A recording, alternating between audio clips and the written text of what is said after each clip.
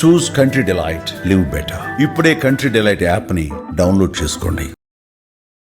మీరు ఉత్తమ ప్రతినాయకుడు కోటా శ్రీనివాసరావు అంటే ఉత్తమ ప్రతినాయకుడు. కోటా శ్రీనివాసరావుకి తగిన కథానాయకుడు ఎవరు అనుకుంటున్నారు? అందరూ. నా అదృష్టం ఏంటంటే ఇప్పుడు జనరేషన్లో ఇప్పుడు జూనియర్ ఎన్టీఆర్తో, మహేష్ బాబుతో, బన్నీతో, తర్వాత పవన్ కళ్యాణ్ మెయిన్ బాగా ఇప్పుడు పాపులర్ కదా. ఆ మధ్యన ఏదో నాని అని ఒకనాడు, అతనితో నేను చేయలేదు, బట్ విన్నాను. అంటే ఈ బ్యాచ్తో కూడా నేను యాక్ట్ చేసేటువంటి అదృష్టం కలిగింది. వాళ్ళ ఫాదర్స్తో యాక్ట్ చేశాను. కాబట్టి ఆ జర్నీ వెళుతూనే ఉంటుందండి. అంటే ప్రతినాయక పాత్రలో మీరున్నప్పుడు కథానాయకుడి పాత్రలో ఒక ఛాలెంజ్గా నిలిచిన యాక్టర్, హీరో ఎవరు అనేటువంటిది అడుగుతున్నాను. అంటే ఫస్ట్ డేస్ లో, బిగినింగ్ డేస్ లో మీకు ఎక్కువగా కృష్ణ గారితో ఎక్కువ జర్నీ ఉండేది. అవునండి. అదే ఎక్కువగా కృష్ణ గారు మిమ్మల్ని మంచిగా ఎక్కువగా వేషాలు ఇవ్వటం అది జరిగింది. కృష్ణ గారితో మీ జర్నీ గురించి చెప్పండి. జర్నీ ఉంది, అడిగే ప్రశ్న డైరెక్ట్గా అడగచ్చు కదా. అడుగుతా వస్తాను. అదే ఇప్పుడు మండలాధీశుడు అని ఒక సినిమా చేశానండి. అదే దానికే వస్తున్నా. మండలాధీశుడు అని అది కొంచెం బాగా ఇబ్బంది పెట్టింది ఒక సంవత్సరం పాటు నన్ను. అదేంటంటే రామారావు గారు ముఖ్యమంత్రిగా ఉన్నప్పుడు ఆయన మీద సినిమా. అవును, పొలిటికల్ సటైర్. పొలిటికల్ ఆయనదే ఆ రోజుల్లో ఉన్నటువంటి క్యారికేచర్. అది నాకు తెలియదు అది తీస్తున్నారని. కృష్ణ గారు, ఆయన తమ్ముడు పోయారు హనుమంతరావు గారు, విజయ నిర్మల్ గారు, ఇప్పుడున్న బంగారయ్య గారు,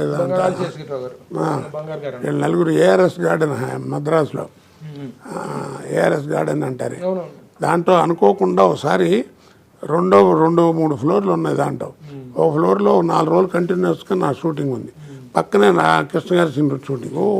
పట్టుకుని 4 రోజులు వాయించి పారేశారు.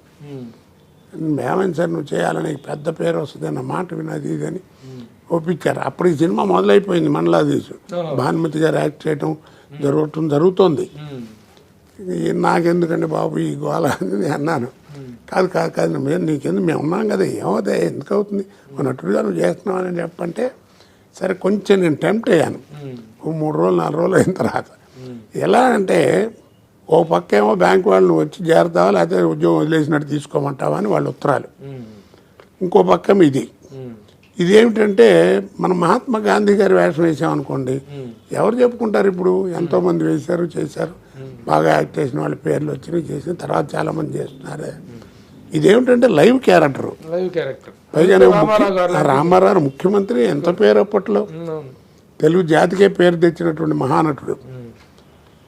ఆయన వేషం సర్లే ఏదో చేద్దాం, ఇలాంటి ఛాన్స్ ఎవడికి రాదు, ఏదైనా సక్సెస్ అయ్యి ఓకే అంటే సినిమా కంటిన్యూ అవుదాం, లేకపోతే ఎట్టగా రమ్మంటున్నారు కదా బ్యాంక్ వాళ్ళు, వెళ్ళిపోదామని ఇక డిసైడ్ అయ్యి చేశానండి యథార్థంగా.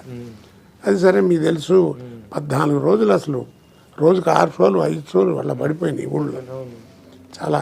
కాకపోతే అది ఇబ్బంది పడ్డాను, బాగా ఇబ్బంది పడ్డాను. మీ కెరీర్ మొత్తం మీద ఒక పాత్ర పరంగా కాంట్రవర్సీ అయింది ఇది ఒకటే కదా. అదే ఆ సినిమాయే బాగా దెబ్బతిన్నాను. ఇబ్బందులు అంటే ఎట్లాగండి? ఫ్యాన్స్ నుంచి వచ్చినాయా, రామారావు గారి అభిమానుల నుంచా? అన్ని రకాలండి. ఆయనకి అభిమాని కాంది ఎవరు ఆ రోజుల్లో? కృష్ణుడు, రాముడు అన్నీ ఆయనే మహానుభావుడు. ఆ రోజుల్లో బాగా ఉండేదండి. బెజాడ్లో నేను ఖమ్మంలో షూటింగ్ చేస్తున్నా, పిఎల్ నారాయణ డైరెక్టర్లో ఊరేగింపని సినిమా డైరెక్ట్ చేశాడు అతను. అరే కోట, నాకు వాడు బాగా నాటకాల నుంచి పరిచయం బాగా. పిఎల్ నారాయణ ఎరా అంటాడు, రేపు నీకు షూటింగ్ లేదురా, డేట్ వేస్ట్ అవుతుంది అన్నాడు.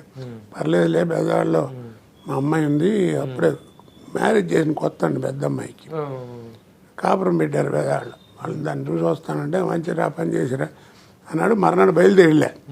బెజవాడ స్టేషన్ ఎంటర్ అవుతుంటేనే నాకేమిటో పచ్చ జెండాలన్నీ కనపడుతున్నాయి. మా అనుకున్న ఏదో ఉందిరా ఇక్కడ గొడవ అని చూస్తే రామారావు గారు బెజవాడలో విశ్వబ్రాహ్మణుల కళ్యాణ మంటపం ఏదో ఓపెన్ చేయడానికి వచ్చాడు. అప్పుడేదో ఆయన పూర్ణకుంభం వెండి తీస్తే అది చేతులు పట్టుకు వెళ్ళిపోయాడని కూడా పెద్ద రూమర్లు వచ్చినాయి అప్పుడు పేపర్లో. అప్పుడు ఆయన వచ్చాడు అక్కడికి. వచ్చేటప్పటికి మనకు తెలియదు కదా, ఇక్కడ చూస్తే ఓ జనం అమ్మని పట్టుకుంటారు రాజు అయిపోయిందని నేను నెమ్మది దిగి ఓ పక్క నుంచి ఇంకో ప్లాట్ఫారం నుంచి అటు వెళ్తున్నా. ఎవడో చూశాడు, రే కోటగాడ వచ్చాడు, కోటగాడ అరుపులు. దాంతో పట్టుకుని ఇక కింద పడేసి మీద పడేసి ఏదో మొత్తానికి గొడవ చేశారండి బాగా పెద్ద గొడవ అండి. కొట్టబోయారా? కొట్టారు కూడా. ఉమ్, ఒక కుర్రాడైతే అనకూడదు, ఇక్కడ కూర్చుని ఉమ్, ఉమ్. కులం పేరుతో దాంతో తిట్టి ఇష్టం. విభజన. అంటే వాళ్ళ అభిమానం అలాంటిది. మహానుభావుడు మామూలుడా అదే. రామారావు అంటే ఉమ్, 20 మంది 30 మంది హీరోలకు ఉన్న పేరు ఉండేది ఆయనకి అవును, కదా. అవును. మరి ఏదో చేసే సరే పారిపోయి బయటికి వెళ్ళి మొత్తానికి ఏదో అయితే మొత్తానికి ఈ గొడవల నుంచి అప్పుడు ఆ గొడవల్లో ఏమైందంటే నాకు సినిమాలు లేకపోవటం అనే ఇబ్బంది లేదు. ఉమ్, కృష్ణ గారు మంచి ఫామ్లో ఉండేవాడు అప్పుడు. అవును. సంవత్సరానికి 11 సినిమాలు 12 సినిమాలు అట్లా రిలీజ్ అవుతుండేవి. ఉమ్, అందుకని ఆల్మోస్ట్ ఆల్ ఆయన సినిమాలు అన్నింటిలోనూ ఉండేవాడిని. ఉమ్, దాంతో ఏమైందంటే మనం వెళ్ళిన కొత్త కూడా కదా, సినిమాలు లేకపోవటం ఇచ్చేయటం ఆ బిజీ అది మనకేం తెలియదు. ఉమ్, ఏదో నడిచిపోయింది. ఉమ్, తర్వాత కొన్నాళ్ళు కొంచెం ఇబ్బంది పడ్డాను. ఉమ్, ఆ రామారావు అభిమానులు ఉంటారు కదా, డైరెక్టర్లు ప్రొడ్యూసర్లు, ఉమ్, వాళ్ళు సినిమాలు ఇచ్చేవారు కాదు. ఉమ్. అది తర్వాత మీరు రామారావు గారిని కలవటం కానీ ఆ తర్వాత కలిశానండి. కలిసి అది ఎంతవరకు సమస్య పోయిందండి? ఎలా సమస్య పోయింది? అది సమస్య గ్రాడ్యువల్ పోవటం- మర్చిపోయారంటారా? గ్రాడ్యువల్ గా మర్చిపోయారా? కాదండి, వెంటనే అప్పుడే 2 నెలలు 3 నెలలకు ఉమ్, ఆయన బ్రహ్మర్షి విశ్వామిత్ర అనే ఒక సినిమా చేశారు. అవును. దాని డబ్బింగ్ చెప్పడానికి మద్రాసు వచ్చారు ఆయన ఓహో, రామారావు. ఓహో. ఆ సినిమాకి అనుకుంటారు డబ్బింగ్ చెప్పడానికి వచ్చారని అన్నారు. ఉమ్, ఎయిర్పోర్ట్కి వస్తున్నారు, అయిపోయింది ఆయన. ఉమ్, అక్కడ మద్రాసులో ఆ క్రితం రోజు ఈ ప్రొడ్యూసర్స్ కౌన్సిల్ ఏదో మొత్తం పెద్ద మీటింగ్ జరిగితే ప్రొడ్యూసర్లు అందరూ హైదరాబాద్ నుంచి కూడా వచ్చారు బాగా. ఉమ్, నారాయణ గారు, తర్వాత రామనాయుడు గారు, వీళ్ళంతా ఉన్నారు. ఉమ్. క్యూలో ఉన్నారు. బోర్డింగ్ కార్డు తీసుకుని బోర్డింగ్ కార్డు దగ్గర. నేను కూడా ఉన్నా. ఉమ్, ఈ లోపల ఒక పక్క నుంచి ఒక 50-60 మంది పక్కన ఉన్నారు. కిర్రి సౌండ్ వస్తుంది, చెప్పులు. ఉమ్, మంచివాడు వెనక చూసేటప్పటికి ఆజానుబాహుడు పచ్చడి డ్రెస్ వేసుకుని వస్తున్నాడు రామారావు. ఉమ్, ఆయన తాలూకా డైరెక్టర్లు ప్రొడ్యూసర్లు కొంతమంది పక్క నుండి జిందాబాదులు కూడా కొడుతుంటే సైలెన్స్ అన్నారు. వస్తున్నారు ఆయన మహానుభావుడు. అనిపించింది నాకు, ఎందుకో అప్పుడు ధైర్యం వచ్చిందండి. ఉమ్, చేతిలో సూట్ కేసు ముందు పెట్టి కాస్త చూస్తున్నాను అని ముందు ఆయనకి చెప్పి గబగబా వెళ్ళా. ఉమ్, వెళ్ళేప్పటికీ కొంతమంది చంపేస్తాడా, ఏమి వెళ్తా పిచ్చుకోడా, రా అని చెప్పి అంటున్నారు. ఎవరి మాట పట్టించుకోకుండా ఉమ్, వెళ్ళి గబాలు నమస్కారం సార్ అన్నాను. ఉమ్, అనగానే ముందు ఏమనుకున్నారు, ఏం గుర్తుపట్టలేదు అన్నాడు. అంటే ఇంతమంది ముందు నేను ఒక్కడిని వెళ్ళి మాట్లాడాను. తర్వాత వెంటనే గుర్తుపెట్టాను బజార్, విన్నాను మీరు చాలా మంచి యాక్టర్ అని, ఓహో, చక్కగా ఆరోగ్యం బాగుండాలి, చూడండి నేను ఉమ్, ఆరోగ్యం మహాభాగ్యం ఆర్టిస్ట్కి, గాడ్ బ్లెస్ యూ, బాగా చేయండి అని భుజం మీద తిట్టి అన్నారు. అనగానే నేను కాళ్ళదండం పెట్టేసి వచ్చా. ఓహో. సరే కొంతమంది అడిగారు, ఆయన గుర్తుపట్టలేదా మీరే ఆ క్యారెక్టర్ ఏం పట్టారో లేదో తెలియదు నాకు. పట్టే ఉంటారు లేకపోతే అంతసేపు ఎందుకు మారుతారు, 1 నిమిషం.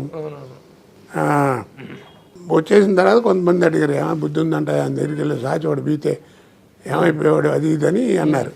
అప్పుడు నేను ధైర్యంగా చెప్పాను వాళ్ళకి, మీలాంటి వాడు దిక్కుమాలి వాళ్ళందరితో తిట్లు తినే బదులు ఆయనతో ఒకటి దెబ్బతే నాకు అకౌంట్ క్లోజ్ అయిపోతారు కదా, ఊరికే ఎందుకండి నచ్చ కదా, ఊరికే పని అయిపోద్ది కదా, బిగుతాడు ఒకటి అని డిసైడ్ అయ్యి వెళ్ళానన్న. నీ ధైర్యం తగలయ్యా అన్నారు. సరే ఆ తర్వాత మామూలుగా అయిపోయింది అనుకోండి.